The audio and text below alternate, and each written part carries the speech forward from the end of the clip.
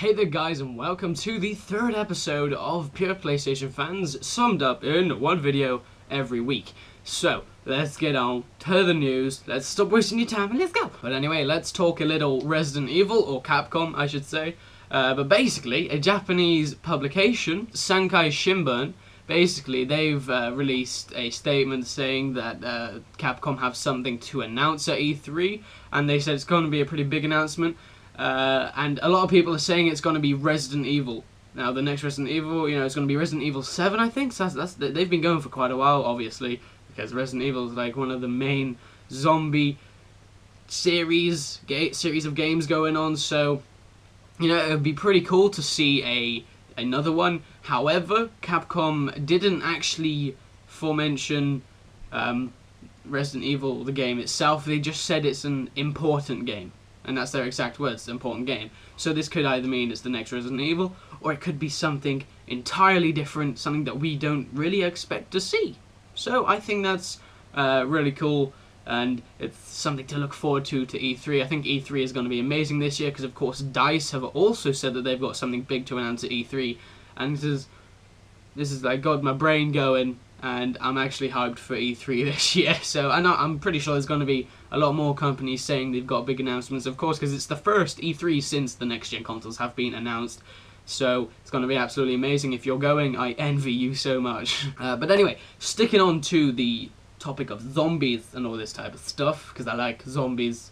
I love the zombie survival game. The hardest part of the zombie apocalypse is pretending that I'm not excited, to be honest. So, because I want to kill some zombies. Anyway, good. Carrying on. The Last of Us Remastered. Now, this game has created a little bit of controversy, because basically, they showed pictures of the PS4 version next to the PS3 version, all the graphical difference, and people were saying, well, what, the PlayStation 3 version looks better. Or there isn't much of a difference between PlayStation 3 and PlayStation 4, and people will get all uppity about it, and I guess. But, there is a silver lining. Basically, what Sony have said is they are looking into a way to offer a discount on the PlayStation 4 version of the remastered Last of Us. And basically, how this will work is if you've already bought the PlayStation 3 version of The Last of Us, there will be a way to get a discount, and hopefully they find a way to do it without busting themselves. And I think that'd be really cool, because that would actually persuade me to actually go and buy the game for a discount. Maybe like, I don't know, £25, £30 maybe? I don't know. That's asking for a lot though, because it is like a whole remastered game. But anyway, let's move on to more zombie stuff. This is a very zombie themed episode, but don't worry, there will be racing theme later on in the video after I talk about H1Z1. But anyway, let's talk a little H1Z1. Now, they did do a live stream, I think it was a few days ago, and it was about 50 minutes long. So they gave you a view of, the core gameplay. They showed you the crafting system. They didn't exactly do a tutorial on how it would work, but they showed you how easy it would be to snap things together. So say if you build like a shed, and then you build, this is the example they used, they built a shed, they built a door, and then this door comes out in front of you, and then if you take it anywhere near the shed, it literally just pops on, and it's like a snapping tool. So it's really cool, it's really easy to build stuff, but I'm not sure how easy it would be to find the resources to build. I'm hoping that it's really hard to find all the resources that you need. They also showed a bit of gunplay, like apparently guns are going to be really, really rare on this game, and that's cool.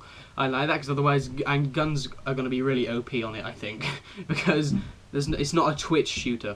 So if you know what I mean, like it's not waving about a lot. But the people were saying that the world looks a bit bland. It looks a bit empty, and I completely agree with this, because it didn't seem that realistic that it was like 15 years after the zombie apocalypse, which is what this one is.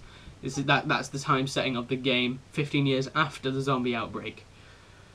And the reason for this is that there wasn't really like the plants. I know it's something really small, but in DayZ you've got all these colorations of the plants and all that type of stuff. It's all kind of greyish, and that just adds to the immersion and how it would be in a zombie apocalypse, because there's no one to look after the plants and all that type of stuff. I know It's something really small, but it gets on some people's nerves, and that's what a lot of people have been saying. But anyway, if you want like a lot of ideas and news and just get into the community of H1Z1, I suggest going over to Reddit, creating a Reddit account if you don't already have one, and then go into the H1Z1 subreddit, because there's a lot of threads there that a lot of zombie survivor fans would be interested in. I know I was there for like quite a while, just talking to a bunch of people on like how the game could be good, how they can beat how they can be in competition with DayZ,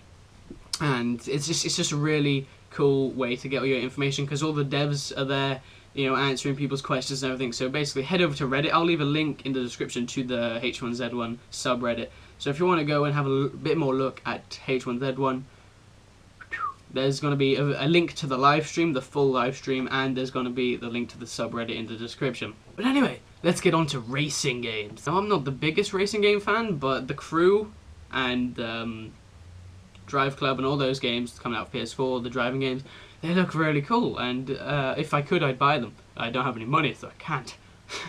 But anyway, The Crew has a special edition announced, and this will include a bunch of in-game content, and I mean a bunch, like a lot. I will include the list in the description. There's going to be a lot in the description. Like, the description is going to be the main part of these videos, so I'm just going to be talking about it, and then you go down to the description and select what thing you would like to learn more about. And staying on the topic of gaming, what? Staying on the topic of racing. Anyway, staying on the topic of racing, the Grid, and well, the next installment of the Grid. So the next Grid game has been in the works, and it's probably going to be announced within the next few days. And the date that most people think it will be announced is, I think, April the 22nd. But a lot of Grid fans will be interested that the cockpit view is going to be returning to the game, and that was a big thing for the Grid fans. If you're not a Grid fan, then you have no idea what I'm talking about, but the cockpit view is coming back, and it's all good. But anyway, that's it for this episode. Thank you for watching. If you have any ways that I can improve this series, or that any news, any type of news that you would like me to get into, like Sony products or Sony games, that type of stuff, leave that down in the comment section below. And as always, leave a like, and I hope you enjoyed. But as always, thank you for watching. Keep it pure, keep it PlayStation.